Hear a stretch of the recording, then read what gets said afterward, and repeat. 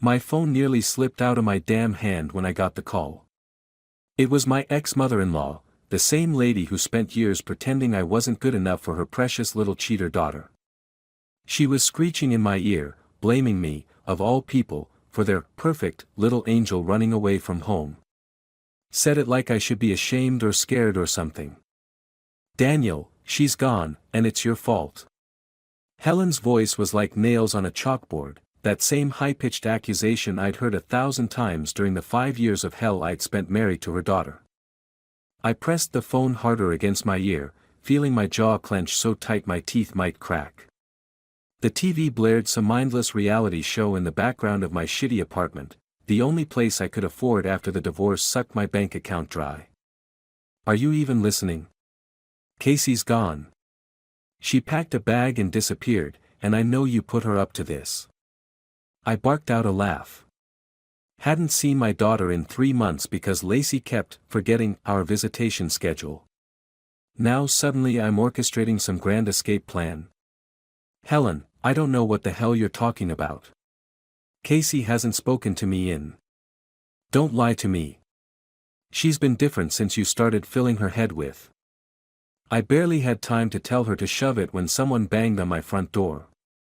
3 hard knocks that made the cheap wood rattle in its frame. Someone's at my door. Go fuck yourself, I said, hanging up mid-screech. Still buzzing from her bullshit, I yanked it open, ready to tear into whatever poor delivery guy or neighbor had the misfortune of interrupting me. There she was, my daughter. Tears cutting dirty streaks down her cheeks, backpack hanging off one shoulder like she'd barely had time to pack. She looked so damn broken, standing there on my porch like a stray cat nobody wanted anymore. 16 years old but looking so much younger, hunched over like she was trying to disappear into herself. And that's when the last sliver of patience inside me snapped clean in two. Dad! Her voice cracked, barely audible. The porch light caught the shine of a fresh bruise forming under her eye. I didn't ask questions. Didn't need to. I just stepped aside and let her stumble in, the smell of cigarettes clinging to her clothes, Lacey's brand, not Casey's. My daughter didn't smoke. At least, she didn't before I lost custody. See, my ex, let's call her Lacey, because why not, wasn't just a cheater. She was a manipulative, backstabbing parasite who'd crawled her way through half the men in our neighborhood while I was busting my ass working 12-hour shifts.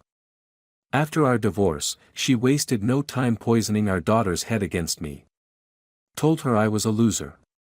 A deadbeat. A nobody. I closed the door behind Casey, watching her stand awkwardly in the middle of my living room, looking at the bare walls and second-hand furniture like she was seeing the physical manifestation of her mother's insults. Did she hit you? I asked, my voice so low and calm it surprised even me. Casey flinched, then nodded once. It wasn't, she was drunk, and I said I wanted to see you, and she just lost it. Meanwhile, Lacey was too busy grinding on every dirtbag in town to notice our kid falling apart. And now that same daughter ran away, and somehow I was the villain. Nah. Not this time. My phone buzzed again. Helen. Then immediately after, Lacey's name flashed on the screen. I silenced it and tossed it onto the couch. You hungry? I asked. Casey nodded, still standing there like she might bolt if I moved too fast. I pulled my girl into the kitchen, sat her down at my wobbly table, and made the only thing I had, boxed mac and cheese. The kind with the powdered cheese that she used to love when she was little. Before the divorce. Before Lacey convinced her that Daddy was the bad guy. They're going to come here, she whispered, shoveling food into her mouth like she hadn't eaten in days. Grandma already called you, right? Let them come, I said, watching her eat. You're not a fucking hostage. Casey's eyes darted up to mine, shocked. I never used to swear around her. But that was before. Before I watched through a courtroom window as Lacey's lawyer painted me as an unstable, angry man who couldn't be trusted with his own daughter. Mom says you don't want me. That you're glad you don't have to pay for me anymore. The mac and cheese turned to ash in my mouth.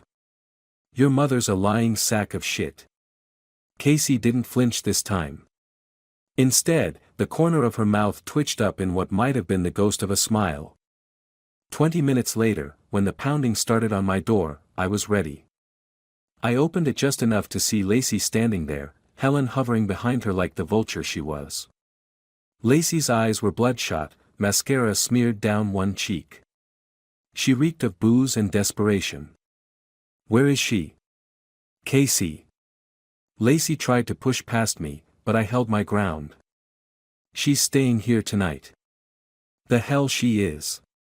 Casey, get your ass out here right now. Lacey screamed into the apartment. I could hear Casey's sharp intake of breath from the kitchen. She's not going anywhere with you, I said evenly, blocking the doorway with my body. Not with that bruise on her face. Lacey's eyes widened, then narrowed. She fell. Tell him, Mom. Helen stepped up, clutching her designer purse like it was a shield. Daniel, stop this nonsense. Casey needs to come home right now. You know the custody agreement. Fuck the custody agreement, I said, feeling something old and buried rising up in me. Something I thought died when I signed those divorce papers. And fuck both of you for thinking I wouldn't protect my own daughter. I pulled my girl inside, locked the door against Lacey's screaming threats, and made damn sure Casey knew one thing: she wasn't going back. That night, Casey slept in my bed while I took the couch. I stared at the ceiling until dawn, listening to Lacey's intermittent texts and calls, each one more hysterical than the last. By morning, she'd graduated to threats.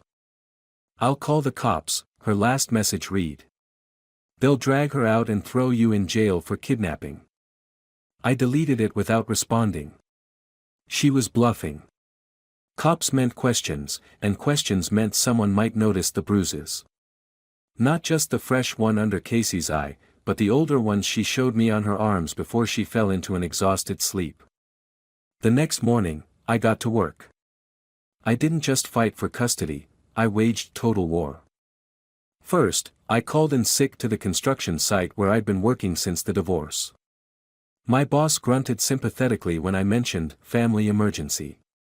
Then I drove Casey to school myself, watching through the rearview mirror as she slouched down in her seat, avoiding the curious stares of classmates who'd only ever heard Lacey's version of why Daddy wasn't around anymore.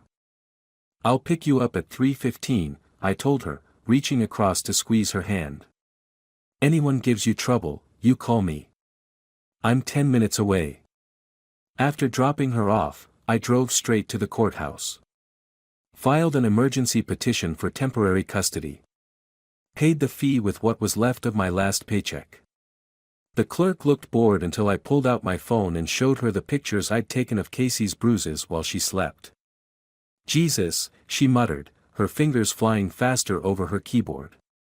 Judge Menendez can see you tomorrow morning. 9 a.m. sharp. I nodded, pocketing the paperwork. Then I made my second stop of the day, my buddy Marcus's apartment. Marcus wasn't just a friend. He was the tech genius who'd helped me track Lacey's phone after I first suspected she was cheating. He was also the guy who taught me how to recover deleted texts, access cloud storage, and log into social media accounts if you had the right information. You sure about this, man? He asked, fingers hovering over his keyboard after I explained what I needed. Once this shit hits the fan, there's no going back. She hit my kid, Marcus. She fucking hit my 16-year-old girl. His jaw tightened. He had a daughter too.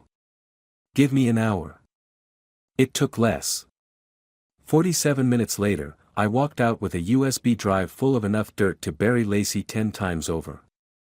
I dug up every dirty little secret she thought she'd buried deep, unpaid debts, old DUI charges she thought nobody remembered, screenshots of her half-naked, drunk-ass selfies floating around the web, even a couple of friendly texts between her and some of her daughter's underage classmates. Yeah, real Mother of the Year material. By the time I picked Casey up from school, I had a folder full of digital napalm ready to drop. How was it? I asked as she slid into the passenger seat, her eyes darting nervously toward the school entrance where a few of her friends were watching. Mom came by at lunch, she said quietly. Made a scene in the cafeteria. Said I was breaking her heart. I gripped the steering wheel hard enough to leave fingerprints in the plastic. What did you tell her? Casey stared out the window. Nothing. I just walked away. Then the counselor called me in to ask if everything was okay at home. My stomach dropped. And?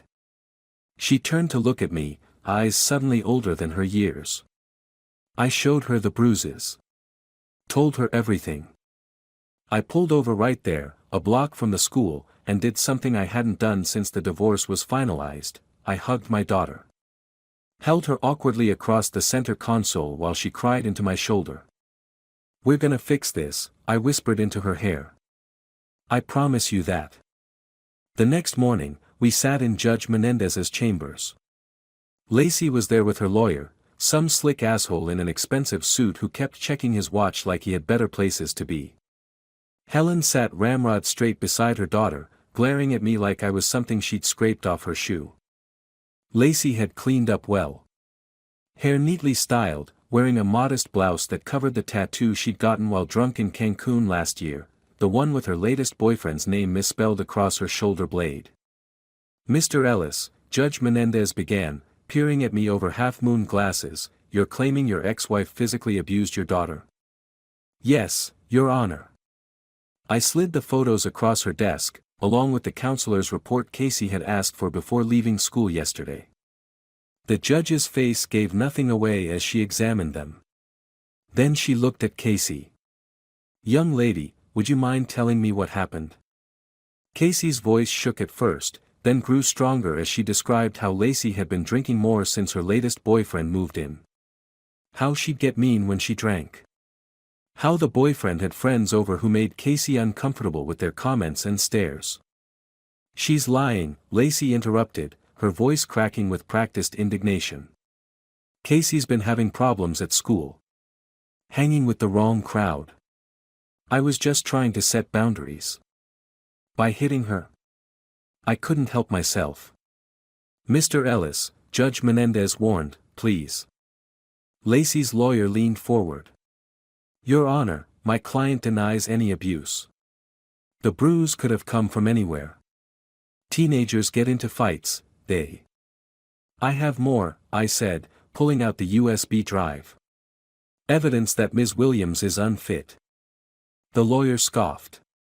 Judge, this is clearly an attempt to. I'd like to see it, Judge Menendez said firmly. I dropped it all right into the court's lap like a goddamn nuke. The judge's face darkened as she scrolled through Marcus's carefully organized files. The unpaid DUIs. The credit card debt. The inappropriate texts with minors. The photos Lacey thought she'd deleted but had actually backed up to her cloud storage, her and her boyfriend snorting lines off the coffee table while Casey was supposedly sleeping upstairs.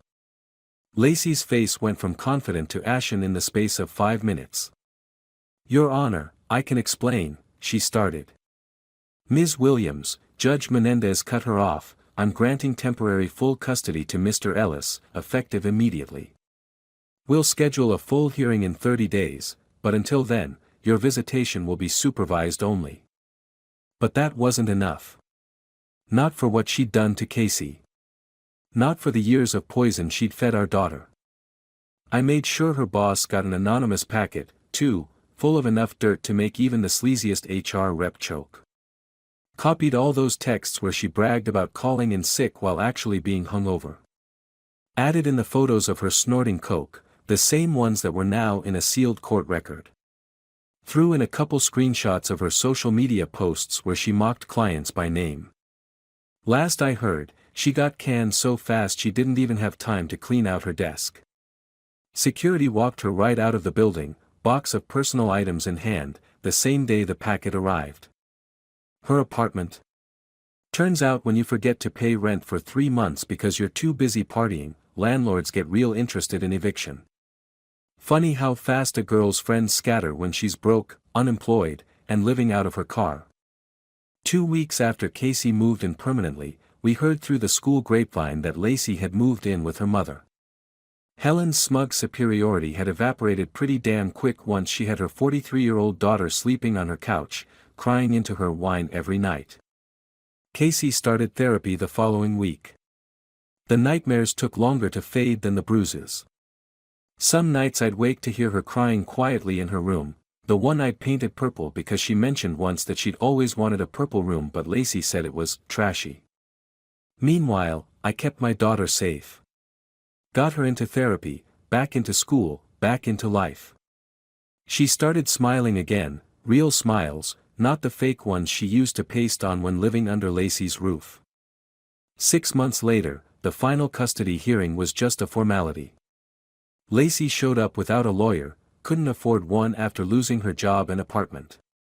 She tried to clean up, but I could see the shaky hands, the two bright eyes of someone barely holding it together. "Your Honor," she pleaded, "I've made mistakes, but I'm Casey's mother. I'm in AA now.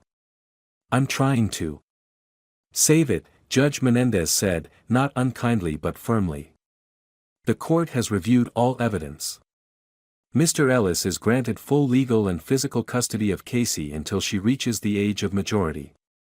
Ms. Williams, you may petition for supervised visitation after completing a parenting class and providing proof of 6 months sobriety." Outside the courtroom, Lacey tried to approach Casey. My daughter tensed beside me, but stood her ground. "Baby, please," Lacey whispered, mascara already starting to smear again. "Don't do this to Mommy. I need you." Casey looked at her for a long moment.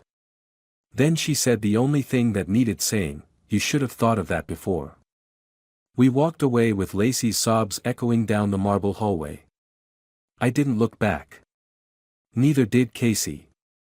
That night, sitting across from my daughter at dinner in our small apartment, the same shitty place that now had purple walls and framed photos and actual curtains, Casey looked up from her plate. "Dad?" "Yeah. Thank you. For fighting for me." I nodded, not trusting myself to speak. "And every time I see her laugh, every time I see her live, I know one thing for damn sure. The past tried to bury me. Instead, I buried it.